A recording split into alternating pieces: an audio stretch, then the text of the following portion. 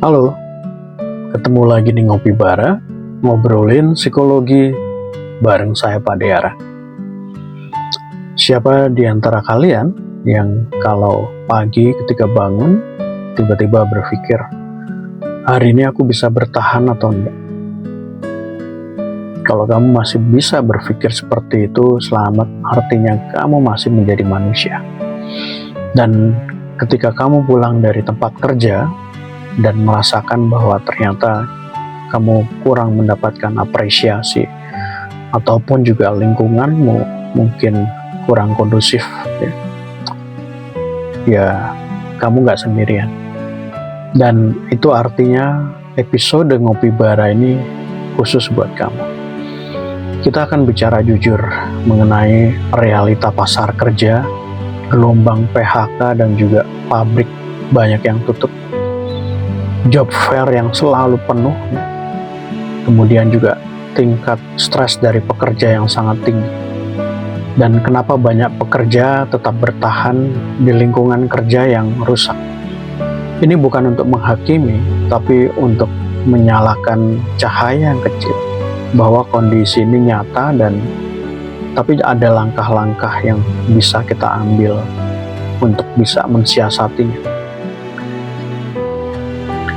Data BPS terbaru itu menunjukkan bahwa tingkat pengangguran Indonesia berada di kisaran 4,85% di Agustus 2025. Setara bahwa jutaan orang yang masih aktif mencari pekerjaan. Itu artinya bahwa persaingannya masih sangat ketat dan masih banyak orang memilih untuk tetap bertahan di pekerjaan yang tidak sehat, karena mereka khawatir tidak akan bisa mendapatkan pekerjaan di tempat lain. Di event job fair, antrian begitu sangat panjang, ya. Barangkali bukan karena antusiasme para pekerja, tetapi karena memang kebutuhan. Contohnya di Job Fest Jakarta 2025, itu diserbu oleh ribuan pencari kerja. Arenanya penuh, ya, sampai menghasilkan antrian yang sangat panjang yang sangat jelas terlihat. Ini gambaran nyata bagaimana masih banyak orang yang berusaha untuk berjuang keras di tengah kesempatan yang serba terbatas. Tetapi di sisi lain juga kita lihat banyak perusahaan-perusahaan besar di tahun 2025 mengalami kesulitan. Ya, salah satu contohnya adalah Sritex, ya. PT Sri Rejeki Isman yang berhenti beroperasi dan mem-PHK lebih dari 10.000 karyawannya. Ini sebuah pukulan telak bagi komunitas pekerja di sektor tekstil dan rantai pasokannya. Ada juga laporan PHK bergelombang di berbagai perusahaan manufaktur lain. Dan ini bukan sekedar kabar angin, ini realita pasar kerja yang sedang mengalami koreksi dan restrukturisasi. Selain itu, data Serikat Pekerja juga menunjukkan banyak pekerja yang mengalami PHK karena penutupan dari tempat kerjanya di awal 2025. Ini menambah ketidakpastian, sehingga banyak pekerja memilih untuk tetap bertahan di lingkungan kerjanya saat ini walaupun mungkin buruk, ya. Studi dan laporan lokal menunjukkan angka stres pekerja yang nggak kecil sebenarnya. Sekitar 15% pekerja Indonesia dilaporkan mengalami stres kerja yang signifikan. Dan ini dari hasil survei, ya. Angkanya bisa lebih tinggi jika dikaji berdasarkan industri tertentu. Stres yang terus-menerus ini bisa memicu masalah kesehatan mental, depresi, kecemasan, gangguan tidur, yang bisa mengikis performa dan kualitas hidup pastinya. Jadi ketika atasan hanya bisa mengatakan, ya udah disenyumin aja, ya jelas itu bukan suatu solusi, ya. Stres kerja di level ini membawa satu konsekuensi serius bagi individu dan jelas bagi organisasi perusahaan. Lalu kenapa banyak orang tetap terjebak, ya? Pastinya ada alasan-alasan tertentu. Kita bongkar beberapa alasan kenapa pekerja tetap berusaha bertahan walaupun lingkungan kerjanya mungkin toksik, ya. Pasar kerja yang kompetitif dan pengangguran nyata itu menjadi salah satu alasan. Jadi resiko untuk pindah kerja itu sangat besar resikonya ya. Saat job fair penuh dan perusahaan tutup, opsi untuk resign, untuk keluar dulu mencari yang lebih baik, itu menjadi satu hal yang sangat mewah, sulit dijangkau. Kemudian fear of loss ataupun loss aversion.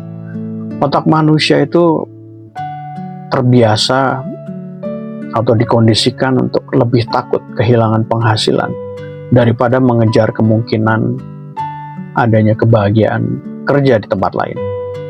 Kemudian keterikatan kebutuhan finansial, adanya cicilan, tanggungan keluarga, dan kebutuhan hidup membuat mau tidak mau kita harus bertahan. Jadi logikanya adalah bertahan hidup. Kemudian adalah bicara mengenai harapan yang palsu. Ini berharap lingkungan berubah, menunggu adanya apresiasi ataupun promosi yang tidak kunjung datang. Secara psikologis, itu campuran antara ketakutan pragmatis dan optimisme yang salah arah. Nah, banyak contoh-contoh cerita nyata yang kita dengar hampir setiap harinya. Bagaimana ada satu pekerja atau beberapa pekerja yang mungkin mengalami teguran, dimarahi gitu ya, setiap kali meminta adanya kelonggaran dari sisi waktu, lembur tanpa mendapatkan penghargaan ya. Dan ketika ada rekan kerja yang resign, kita juga mengalami kekhawatiran, jangan-jangan habis ini aku nih ya. Kemudian juga pihak human resource mungkin mengatakan ada program well-being, tapi realitanya kita harus tetap bekerja 12 jam tanpa ada batasan waktu yang jelas dan tanpa disertai adanya kompensasi yang layak. Jadi semacam kebijakan kosmetik versus realita. So kalau kamu mendengar ini, sekali lagi bahwa kamu nggak sendirian. Banyak yang mengalami hal seperti ini. Lalu apa dampaknya kalau kita terus bertahan di lingkungan yang buruk? Secara jangka pendek, bisa saja mengalami insomnia, ya, kemudian mood swing, penurunan produktivitas. Lalu dampak jangka panjangnya, burnout kronis, ya, penurunan kapasitas kognitif, masalah relasi dengan keluarga, dengan pasangan, ya, dan juga pastinya potensi penyakit fisik secara kronis. Lalu bagaimana di level organisasi? Ya jelas bisa menimbulkan tingkat turnover yang tinggi, performa kerja menurun, reputasi employer juga menjadi rusak. Dan ini juga bisa membuat perusahaan kadang juga makin sulit untuk bisa bertahan. Sobat Bara, apa yang bisa dilakukan sekarang? Ada langkah-langkah praktis yang bisa dilakukan untuk mensiasati. Pertama ya, kita bisa menulis, mencatat, dan melakukan benchmark atas proses usaha yang sudah kita lakukan. Kita tuliskan jam kerja, jenis tekanannya seperti apa, baik secara verbal, target, intimidasi, berapa banyak cuti yang sudah diizinkan, fasilitas kesejahteraan yang ada. Kalau kita punya data seperti ini akan membantu kita ketika kita bicara ke pihak HR ataupun atasan. Yang kedua, kita buat rencana keamanan finansial mini. Kalau bisa, susun buffer darurat, walaupun kecil ya. Potong hutang mana yang berbunga tinggi dan cadangkan dokumen yang penting. Langkah kecil ini bisa membuat kita merasa punya power, kita punya kontrol. Kemudian cari dukungan internal. Coba kita cari rekan kerja yang sama-sama memiliki visi yang sama. Bentuk kelompok kecil untuk saling memberikan backup dukungan. Seringkali kita menyepelekan kekuatan jaringan kecil di kantor, padahal ini signifikan.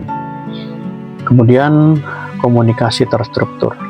Bila memungkinkan, sampaikan isu ini ke atasan, ke HR dengan data, bukan dengan emosi. Ya memang mungkin agak sedikit sulit membayangkan bagaimana ketika orang di tengah tekanan harus mengendalikan emosi agar tetap bisa terlihat waras gitu ya. Buat catatan, contoh nyata dan tawarkan solusi jika perlu. Ya.